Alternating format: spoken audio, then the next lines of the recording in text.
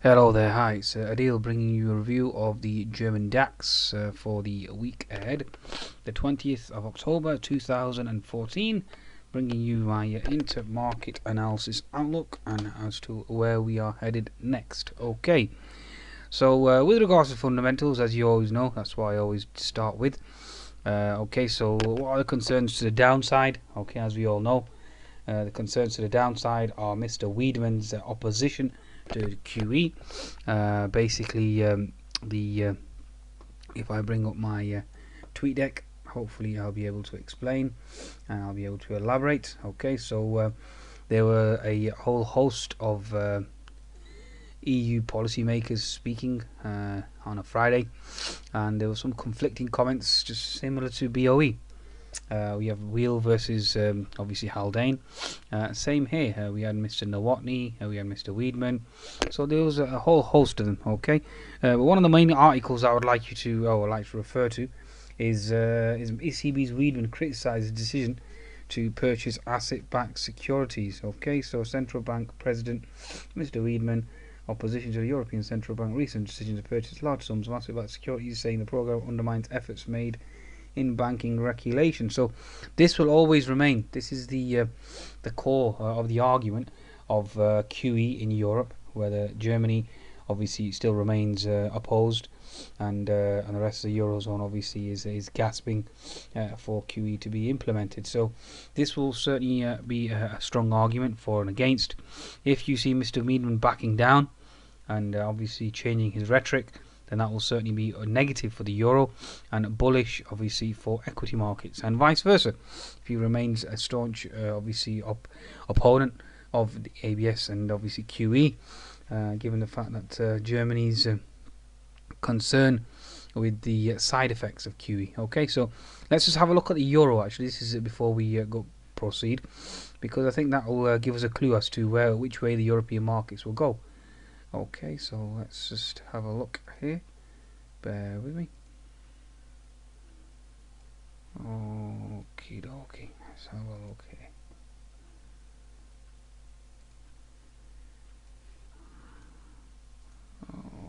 Okay.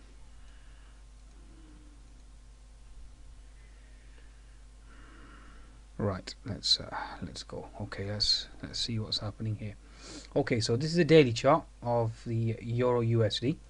So if I go to my weekly, okay, so weekly chart basically of the Euro USD. Okay, so basically what we have here is your classical example of previous obviously support equals resistance, and that's basically where we are finding resistance for the Euro USD. So from a weekly chart perspective, the euro remains bearish. From a daily chart perspective, this is the one that I will be focusing on. Given the fact that they're opposing QE, then we certainly have this pattern. Okay, this pattern certainly needs to be observed. Obviously, you've got the unfilled gap above, so obviously bear that in mind as well. Okay, so basically you have an inverted head and shoulders formation. Now, given the fact that the US is obviously arguing for QE4, then obviously that can cause the dollar to fall and obviously the Euro USD to appreciate higher. Just bear that in mind, okay? That's the argument from a fundamental perspective for the euro. We have a bullish engulfing candle on the 15th. Okay, we're consolidating in the upper region, and there's certainly a strong argument for an inverted head and shoulders formation. So if there is an inverted head and shoulders formation in the euro, what does that mean for European equities? That means that QE is not going to come in the form that everybody's expecting, and it'll be a watered down version, okay? And even that's being opposed by Mr. Weidmann. So it's certainly problematic. Now, if I go back to my comments with regards to QE again, so let's go back to my tweet deck, and this is a very powerful tool, folks. If you are a day trader, tweet deck is absolutely crucial. I do explain this in my mentoring program, and I teach my students to utilize this because this is one of the greatest tools that you can have, and basically it's better than any of these news outlets out there because it's real-time information. Okay, and from various sources. Okay, so here we go. So ECB's Weidmann latest German data has been disappointing. Okay, that's negative. Okay, covered bond purchases will be decentralized and uniform. Again, that's debatable because Mr. Weidmann. Weidmann ABS purchase lean towards shift to a QE philosophy, which obviously he doesn't like. Obviously, German central bank is more concerned about too prolonged period of low inflation. so their focus is on inflation. Eurozone construction output came in stronger than expected, so that argues against QE.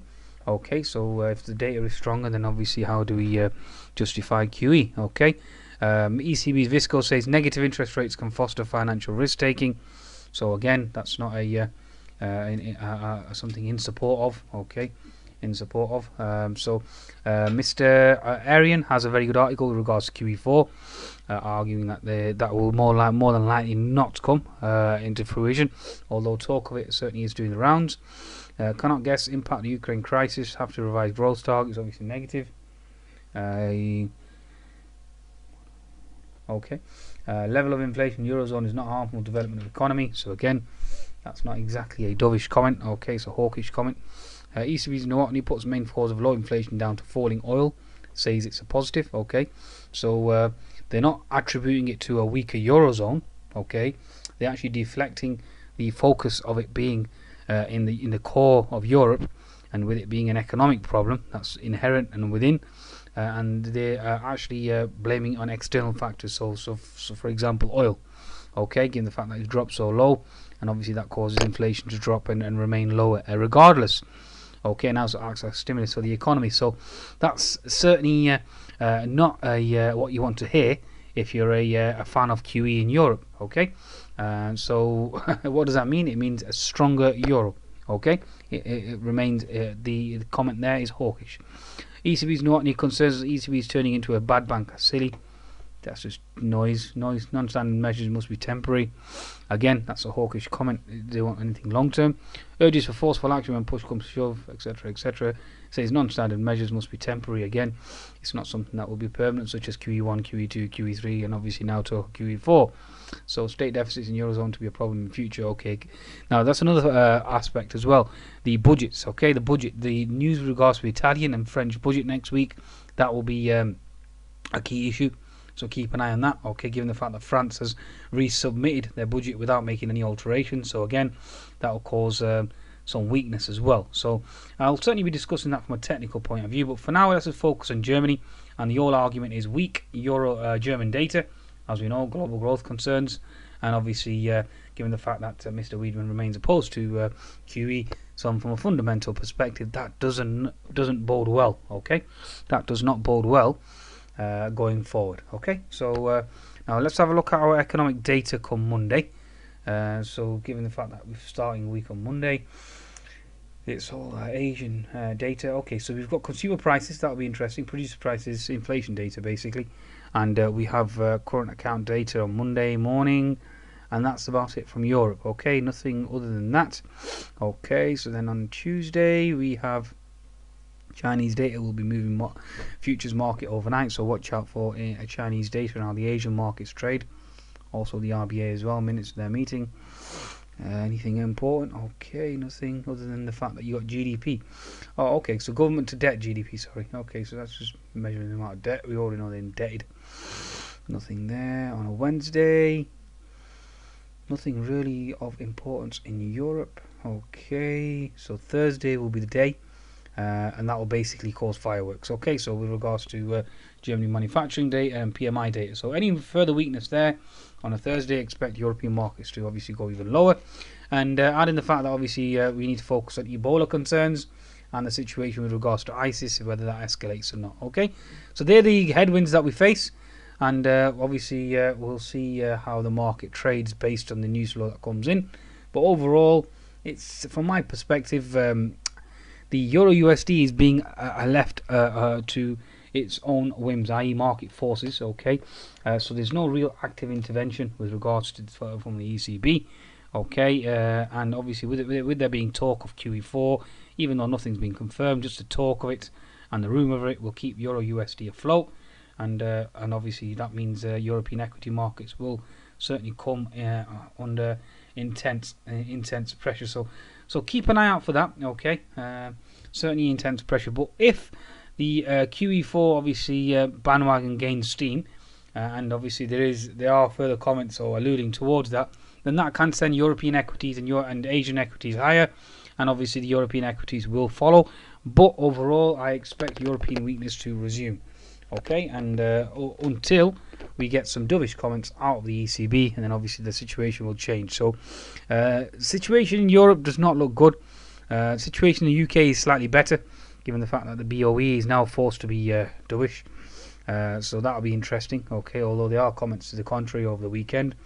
So again, there's a conflict with regards to the monetary policy there as well. So it will be very interesting next week. Okay, there is news over the weekend with regards to China injecting liquidity.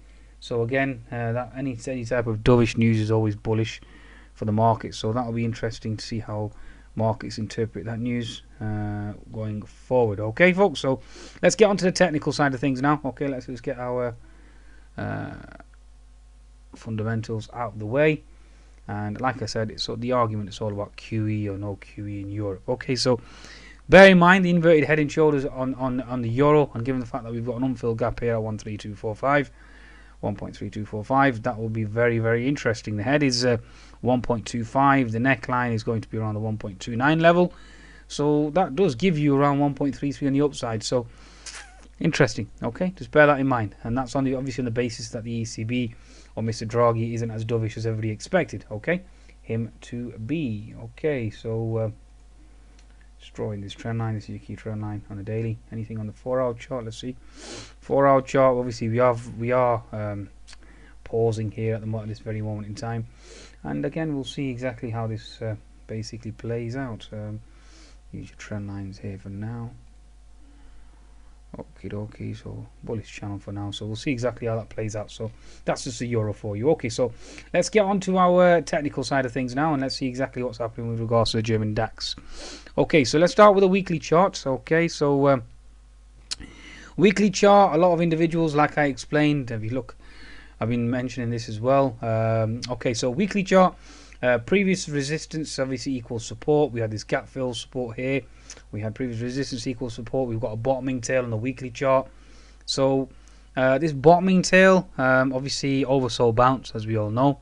Okay, and obviously talk about QE4 in the US. Obviously has helped US equities rebound, and obviously helped the German DAX rebound. Now, I do keep stating this over and over again, that the German DAX is reliant upon the Nasdaq because of the interwoven nature of the two. So if the Nasdaq bounces, okay, so if I go to the weekly chart, the German Nasdaq, the Nasdaq, previous resistance equals support on a 50 MA touch. Okay, so given the fact that was going to bounce, obviously the DAX was going to bounce. Okay, and look at a daily chart. Obviously you have paced the 200 MA, and obviously the market has rebounded. So we are now into gap fill resistance. So if I just explain from a technical point of view, so like I stated, that the market is dependent upon the Nasdaq. So the Nasdaq has closed its gap here, as you can see, gap fill resistance is there.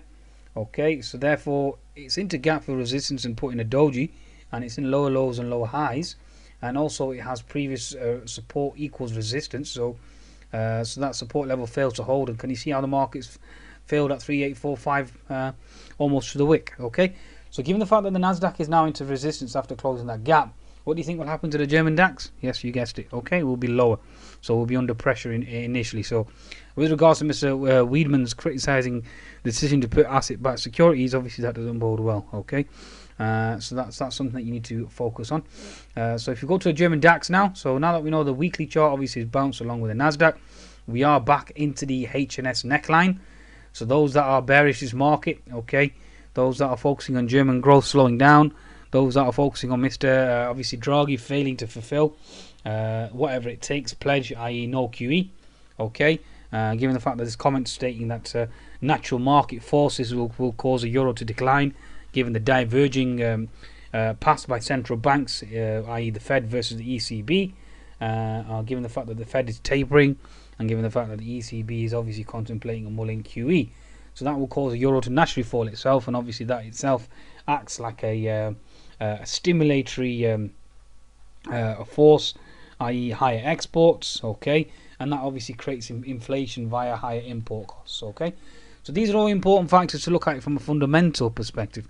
But from a technical perspective, as you all know, I mean, every Tom, Dick and Harry, or even any school child will be able to apply TA. TA isn't rocket science. This is something that I keep explaining to people. I mean, nowadays you have all these individuals that can draw a few lines, and all of a sudden they're experts in the markets. It's not as easy as drawing a few trend lines. It's not as easy as drawing support and resistance. If that was the case, we'd all be successful traders.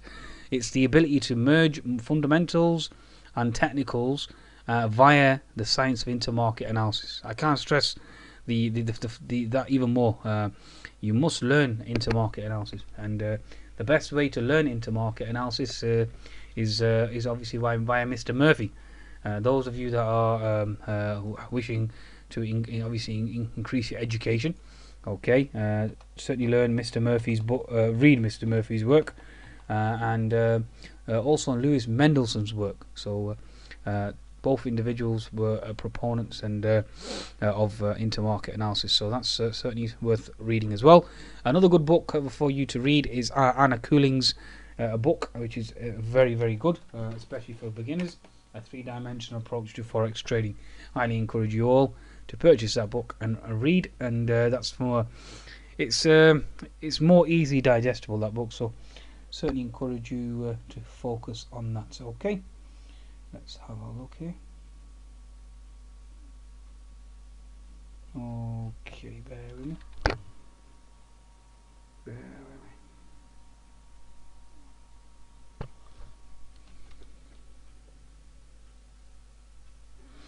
Okay, bear with me.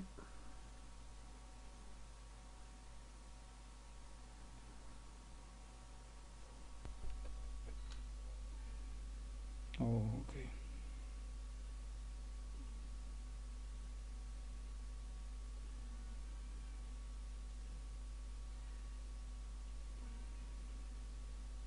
Okie dokie. Right, so technically, weekly chart obviously is retesting the H&S neckline.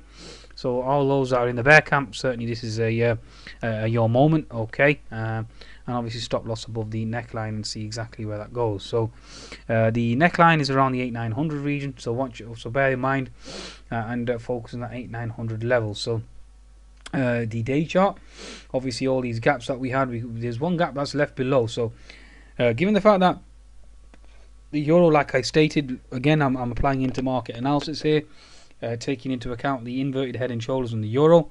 Given the fact that we've got inverted head and shoulders on the euro, and also we've got a H&S formation on the German DAX, is that a coincidence? No, it's not. Okay, so that means that if the IHS and the euro plays out, that means the H&S and the German DAX plays out, because the euro goes higher, exports go lower, and obviously that creates more for deflation. Okay. So I hope you understand from that perspective. Okay, so now looking at a daily chart. So we have this unfilled gap below, which we need to close at 8270. Okay, and then obviously there are support levels and resistance levels below, which obviously you can focus on. So all these other gaps have all closed. Okay, so we've had this reversal. We have unfilled gaps above. So we have an unfilled gap at 9210. And obviously almost 8,000, well, almost 9,000. Okay, so from a technical perspective, previous support equals resistance, and that level happens to be at the 8,900 region. Okay, so 8,900 will be solid resistance. Okay, with regards to the German DAX. Okay, so certainly keep an eye and focus on there. Although having said that, you've got the gap at 9,000.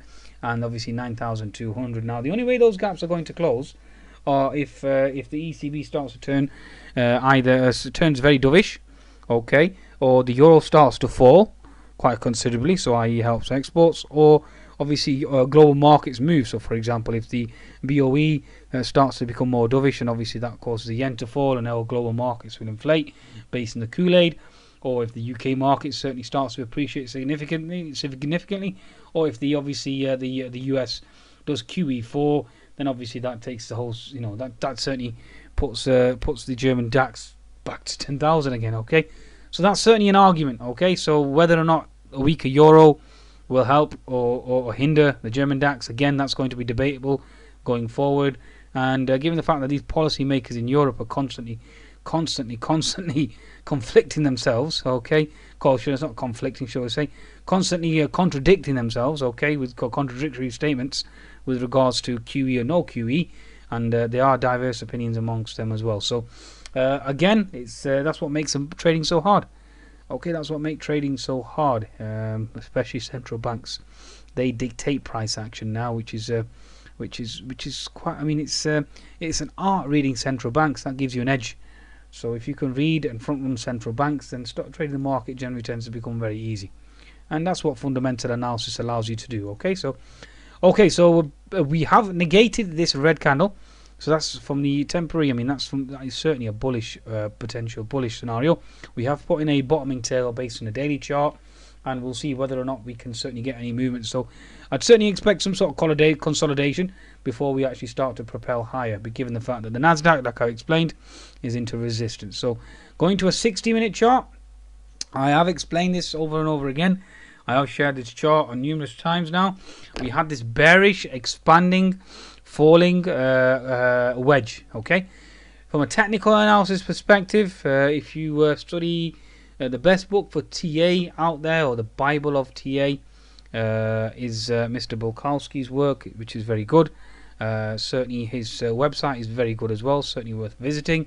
Those of you that are TA fanatics or want to expand on your knowledge of TA, it's called the patternsight.com. Okay, very, very good book. Okay, and any one of his chart pattern books will be good for you, okay, to learn.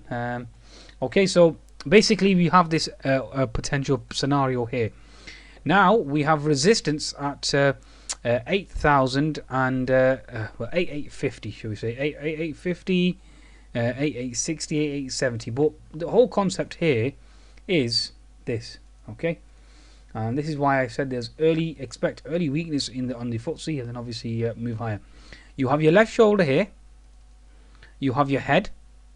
We're back into the potential neckline. We're going to push back come Monday, okay, and then obviously we'll potentially reverse. We have a gap that we need to fill here at 9,000, and obviously a gap at 9,200. So it all hinges on this inverted head and shoulders formation, okay, for the German DAX. Given the fact that it is potentially bullish, also we have this key trend line here that we may well obviously retest, but that's basically where we find ourselves from a price action perspective. So gap at 9,000 and 9,200 all hinges on number one. Obviously the euro must fall though. Okay, the euro must fall, but again, you know, that's not necessarily true either. I mean, the euro could move higher with a stronger, say for example, if you get stronger economic data out of Germany or out of Europe, that causes the euro to go higher, and then that helps the European equities as well. Or alternatively, we could have the Asian markets higher overnight and the US markets higher overnight.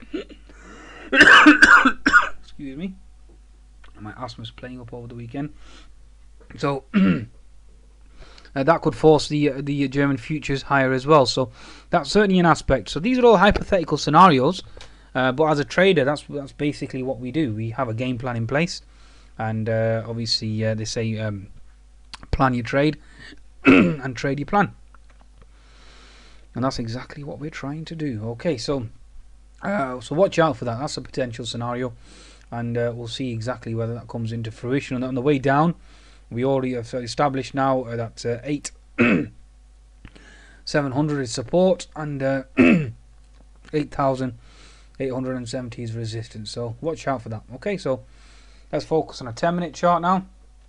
10-minute chart, basically you have resistance here now at the 8,850 to 8,870 region, and like I explained, there's gap levels above, and that's something that we'll certainly be focusing on. Okay, so hopefully that's given you an insight. Let me just get rid of this trend line now.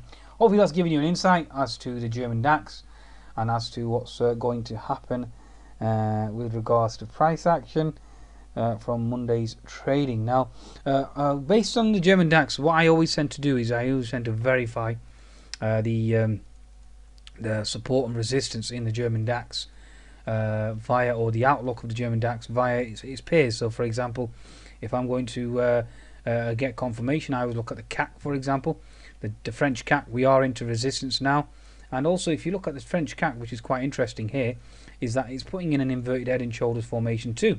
Okay, so it adds credence and support to the German DAX. So i.e. your left shoulder is here, we've put in the head, we are into double resistance now. So you have this downward sloping diagonal trend line, then we have another downward sloping diagonal trend line. So that means that we're going to push back. Then potentially we start to make a move higher, and then we'll see whether or not the markets can go higher. Okay, so this is going to be very interesting, very interesting. Obviously, if this pattern fails, then obviously down we go. We either test a double bottom or we make a new low. Okay, again, I'm flexible. I'm a day trader. That's my job. Okay, have no bias in the market, folks. No inherent bias in reality. Obviously, I just follow news flow, look at Asian markets, look at a multiple array of variables, and allow them to dictate to me. Never dictate to the market. Okay, so your game plan or your strategy over the weekend or even every night should be looking at all the potential scenarios. So just like a game of chess, when you play your opponent, and I put this on my website as well, trading is like a game of chess. Your job is to look at every potential scenario that could possibly occur, okay, hypothetically speaking, and then obviously you react based on your opponent's move.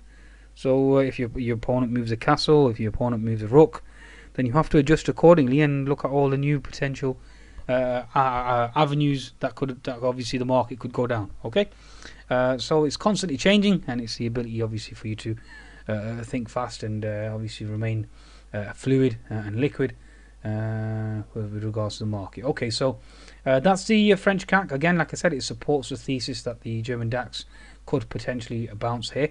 Okay, now my only concern with regards to the French CAC, like I mentioned, is the budget. The budget itself has negative consequences. So obviously, if there is talk about the budget and the French budget, obviously with regards to France being the weakest link in the Eurozone at this very moment in time, at this current juncture. Okay, so that's something that we'll watch out for.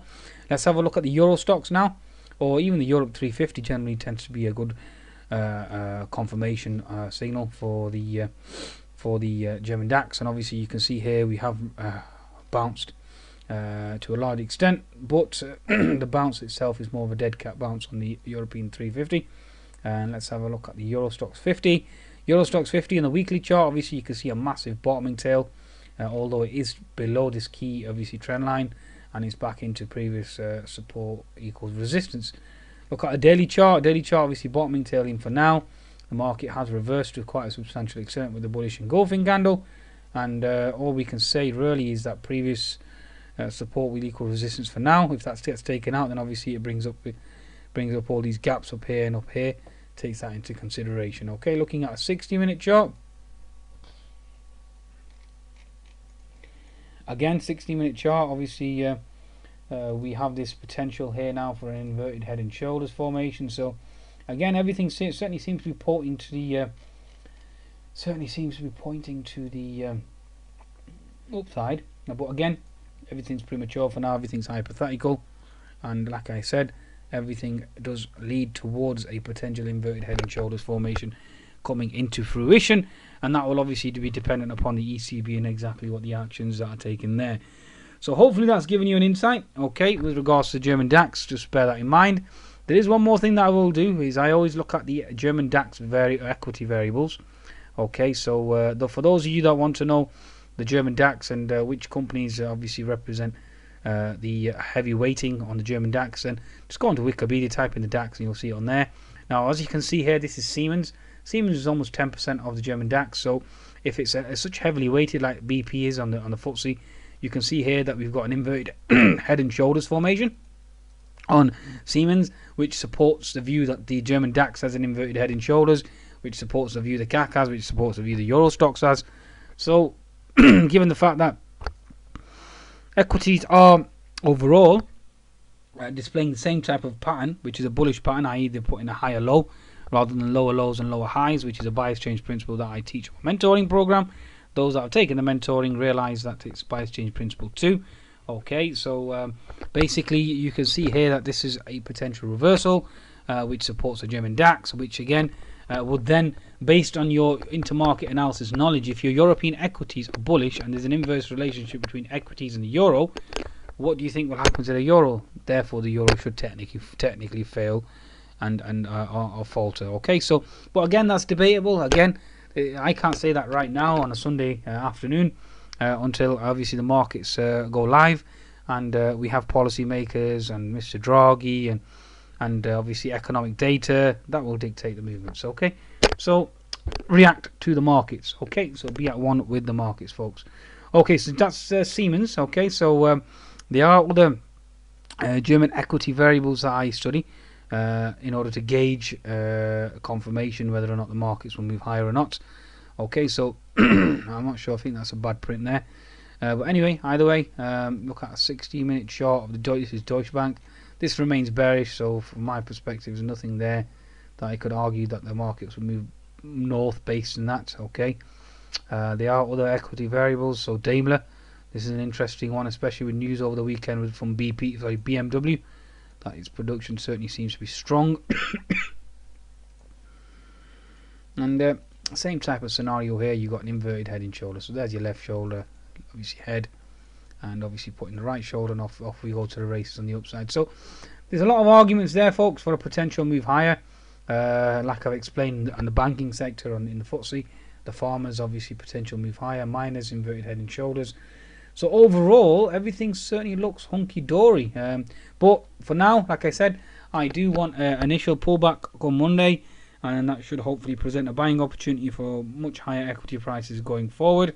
That's obviously dependent again on Ebola concerns being neutralized, obviously growth phase neutralized, geopolitical phase neutralized, and we'll certainly obviously, and central banks need to step in and with more calming comments. Okay, so hopefully that's just an insight with regards to the German DAX. As always, risk on, risk off, wax on, wax off. Goodbye.